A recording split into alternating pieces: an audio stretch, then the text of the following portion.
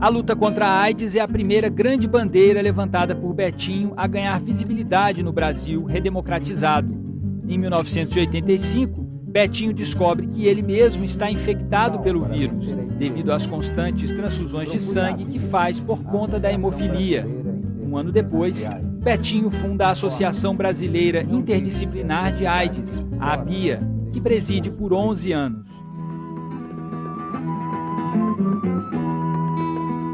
O Betinho sai a público e diz: sou aidético, isso tem cura. E quero responsabilizar o setor público pelo sangue.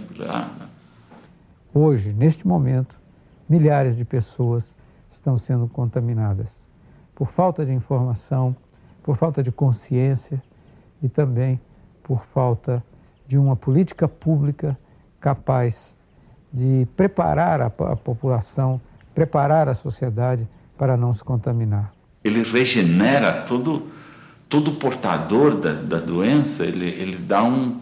Nós somos gente também, né? Um pouco inverte a situação, né? É de um impacto grande. Normalmente é da natureza humana. Quando você está doente, você quer cuidar de você primeiro, não é? Eu acho que ele transcendia esse negócio. Havia comércio de sangue. E a partir daí acabou o comércio de sangue no país. É só doação, né? E com controle e qualidade. Daí o governo intervém nisso, né? E hoje é praticamente impossível, via sangue, via hospitais, enfim, você transmitir, né, isso. Ele simbolizava na própria dimensão física as fragilidades do homem para as quais, enfim, fragilidades para as quais deveríamos dar atenção, até porque muitas delas eram resultados dos grandes déficits sociais e políticos. O Betinho tinha uma dimensão mística mesmo no exercício da sua cidadania. Ele viveu sempre no fio da navalha, mas provavelmente viveu 10 vezes mais que nós todos, né? Porque ele viveu intensamente cada momento da sua vida. Para ele não havia um momento mais importante e outro menos. Ele tinha uma consciência que talvez a gente não tenha no dia a dia, né? Acho que a convivência que ele tinha com a dor, com a morte, né? Assim, o conhecimento disso, ele falava assim: a única diferença entre eu e quem não está passando pelo que eu estou passando é que eu sei que eu vou morrer. Né? A gente esquece, mas eu não tenho como esquecer. Em vez de se colocar como uma vítima, né, ele se coloca como uma pessoa que sabe que vai morrer, portanto tem pressa.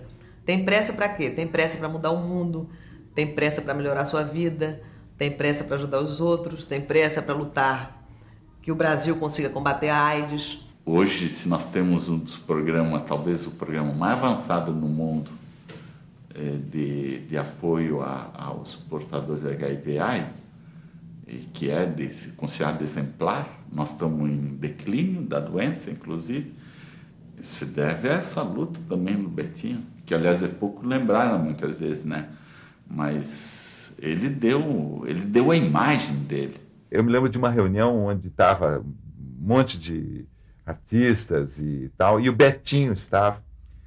E o Betinho tomava cerveja e tomava o AZT. AZT era uma coisa que a gente olhava e ficava com medo. O AZT, naquele momento, 89, foi em 89 ainda essa reunião. O AZT parecia uma cápsula de urânio ou qualquer coisa assim, nuclear. Se alguém viesse com um AZT perto de você se assustava, você não sabia o que era aquilo direito. Né? Eu me lembro de pensar o AZT assim, e o Betinho tomava com cerveja. Acho que o Betinho reciclou, nesse sentido, a convivência permanente dele com a morte. A AIDS deixou de ser a morte e passou a ser alguma coisa com quem se pode conviver, que não encerra o ciclo da vida e que nem inaugura necessariamente o ciclo da morte. A AIDS é a AIDS, uma coisa comum, uma doença que deve, pode e tem que ser tratada. Teve uma época que ele escreveu um artigo, porque ele tinha tido um sonho. No dia seguinte, ele disse que acordou e escreveu imediatamente o sonho dele, né? E ele escreve e publica esse artigo, então, no JB. E, em cima disso, a gente achou muito interessante a ideia do sonho dele, né? E resolvemos, então, roteirizar a partir, usando como argumento o artigo dele. Então, fizemos uma ficção em vídeo, né? Com o tema do Dia da Cura. O Dia da Cura chegou. O clima, é claro, é de muita emoção. Todo mundo querendo ouvir o professor Sandro Cardoso, que é sem dúvida nenhuma a maior personalidade do Brasil na luta contra a AIDS. Professor, por favor, seus comentários sobre as últimas notícias que acabam de chegar de Nova York. Há muito que eu esperava por esse dia. A importância desse fato é tão fantástica, é uma notícia extraordinária. Professor, esse é o remédio definitivo. Olha, eu estou me sentindo meio atropelado pelos acontecimentos. Preciso compreender melhor isso tudo. Outra hora a gente se fala mais. Tá bom, obrigada. Esse é o remédio definitivo. Nesse vídeo, que o Betinho acompanhou muito toda a gravação, que ele gostava, né, de acompanhar, então a gente resolveu fazer uma brincadeira e colocá-lo como ator. Então ele participa como um farmacêutico, né, atendendo numa farmácia, justamente vendendo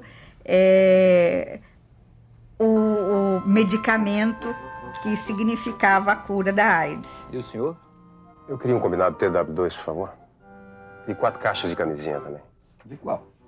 Pode ser da lubrificada e colorida. Tô falando do TW2, rapaz. É de 50 ou 100 doses? O de 100 é quanto? 1, 2, 3, 4.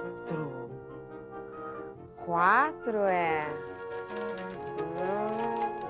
E colorida.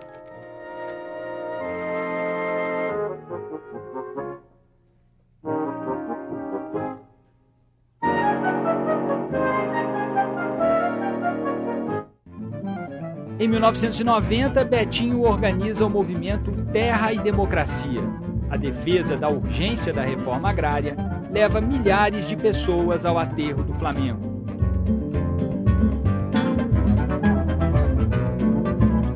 Se organizou o que eles chamavam os 7 planetas, e cada planeta era dirigido. Por exemplo, o Augusto Boal dirigia um planeta, o Milton Nascimento, o outro, e eram discutidos temas relacionados, vamos dizer, ao teatro, à música, à ecologia. O Betinho tinha muita consciência que a terra, a concentração de terra era a principal causa da desigualdade social do país. Por isso que essa é a grande bandeira do Betinho. E eu acho que é nesse momento que o Betinho começa, né, se tornar essa pessoa, digamos, mais conhecida na sociedade brasileira. Teve uma divulgação de imprensa também muito boa, e foi a primeira vez que se conseguiu reunir um grupo de artistas absolutamente incrível. Fui convidado para fazer um cartaz em 1990, da manifestação que ele fez no Rio de Janeiro sobre a terra, né? Então, esse é o cartaz. Eu fiz uma pintura, né? Que aqui seria a terra, e a palavra socorro, que representa também os planetas que giram em torno da Terra. Ele consegue, nesse momento, agregar muita gente em torno dele, né? E base passa a sediar, passa a ser a sede, né, dessa campanha. É uma campanha de caráter nacional que produz muito material, faz uma série de reuniões, de assembleias, de movimentos abaixo-assinados, exigindo exatamente a repartição da terra. Não é simples, fez a reforma agrária, tudo está solucionadíssimo, mas não tem como solucionar alguma coisa. Não tem como você acabar com a violência no Leblon, sabe? A violência no Rio de Janeiro, o tráfico, a migração exacerbada de pessoas que vêm, né, e vão se formando nos subúrbios das cidades e gerando, às vezes, marginalidade, delinquência e pobreza, extrema miséria, assim, também. Ou no próprio campo, onde há, né, regiões extremamente carentes, assim, de recursos. Como você resolve isso? Como você acaba com o trabalho escravo, com a prostituição infantil, sem você pensar numa reforma agrária? Este país tem um pecado original. Essa miséria não nasceu do nada. Ela nasceu da terra. ela nasceu do fato de que temos a maior concentração de terras em mãos de uma minoria do mundo. Nossas cidades são resultado disso. Nossas cidades estão inchadas de gente que não teve terra ou cuja terra foi tomada por um processo de expoliação e de marginalização. Se nós queremos salvar as nossas cidades e salvar a nossa felicidade nas cidades, nós vamos ter que equacionar o problema da terra. O espetáculo final do Terra e Democracia, que durou umas 6 horas mais ou menos, foi um negócio deslumbrante, realmente deslumbrante.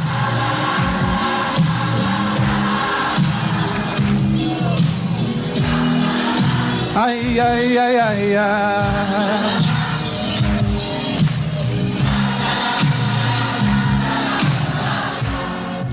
Em 1992, na Conferência Internacional do Meio Ambiente, promovida pelas Nações Unidas no Rio de Janeiro, o IBASE tem um papel fundamental, levando pela primeira vez a internet a uma reunião da ONU. O IBASE fez uma proposta para quem organizava a Conferência da ONU, que queria criar uma facilidade de internet nas dependências da conferência, para permitir que ONGs, ou organizações sociais, etc., que não pudessem vir ao Rio, também pudessem participar via a rede. Né? Era um primeiro experimento de fazer uma coisa assim. E o secretariado-geral da Conferência da ONU, em Genebra, se convenceu da importância disso. Exigiu que o governo brasileiro colocasse esse projeto como parte do acordo de sede, esse projeto do IBASE, né? O acordo de sede entre a ONU e o país, né? E teve que dar todo o apoio para que a gente fizesse esse projeto. Aí o Carlos Afonso foi fundamental, trouxe, na época, um conhecimento pioneiro. Então, nós trouxemos equipamentos de fora, conseguimos doações no exterior de software e equipamento para poder desenvolver uma rede de internet nos espaços da conferência. A internet é introduzida no Brasil, de fato, pelo IBASE. A Alternex já tinha nascido antes, mas era um pequeno serviço de correio eletrônico que se conectava periodicamente à rede internet. A partir daí, nós passamos a ter uma conexão permanente à internet. Também foi outra coisa pioneira do trabalho do IBASE nessa área. E foi pioneira para a ONU também, que nunca tinha feito isso antes numa conferência da ONU. Claro, também porque a internet estava começando a aparecer nessa época. Só tinha o Alternex, que era o provedor, no Brasil, né? Então, imediatamente depois, eu fui para Nova York, em 93, cumpri uma bolsa de estudos. Não tinha provedor de internet em Nova York. Só tinha em Los Angeles um provedor. O apoio do Betinho nisso foi fundamental. Eu lembro ele me dizer sempre, não entendo porra nenhuma do que você está me falando, mas eu sei que isso aí é importante, eu estou sentindo que é importante, vamos apoiar. Então você vê que o Betinho e a instituição que ele liderava estava assim, realmente pensando grande e longe. Ainda em 1992, Betinho aparece como uma das principais lideranças do movimento pela ética na política. Era tempo dos grandes escândalos do governo Collor e o impeachment do presidente, em setembro do mesmo ano, revela de vez o poder de mobilização da opinião pública na democracia brasileira. O IBASE foi acumulando um potencial ao longo dos anos, desde que começou em 1980 e oficialmente em janeiro ou fevereiro de 81 como uma instituição, de contatos, de ações e de legitimidade, né, que isso fez com que ele tivesse uma participação muito importante na discussão sobre a ética na política. Né? Ele era uma referência da ética na política. Quando Betinho assumiu a bandeira, ele assumia para valer, né? Então eu acho que está muito vinculado esse sucesso, né, dessas campanhas, essa coragem, essa audácia do Betinho. O Betinho tinha uma liderança excepcional e tinha essa visão clara do que devia ser essa ética na política, numa democracia representativa como era e é a nossa. Muitos de nós nos perguntamos por que o Brasil chegou a esse ponto. Porque aqui acontece Carandiru, com total impunidade até agora. Por que o massacre da Candelária? Por que o massacre dos Sem Terras? E a resposta é que algo de muito errado, algo de profundamente imoral está acontecendo nessa sociedade, tanto a nível do Estado quanto a nível da sociedade, porque esses são dois lados de um mesmo problema. É a sociedade que produz esse Estado, e é esse Estado que se revela incompetente, incapaz de deter essa violência, tanto urbana quanto rural, e de punir os responsáveis pelos crimes que são praticados. Ele não tem uma linguagem embolada de cientista social, né? Que muitas vezes é uma linguagem que para leigo não dá para entender. Betinho não... Ele tinha uma preocupação contrária, né? Ele falava de ética, criança entendia, né? Finalmente nós saímos do ciclo da desgraça, porque com Getúlio acaba em morte, com Jânio em renúncia, né? Com Jango em ditadura, com Tancredo em morte. Quer dizer, nós só tínhamos final infeliz. O impeachment é o primeiro final feliz da nossa vida política.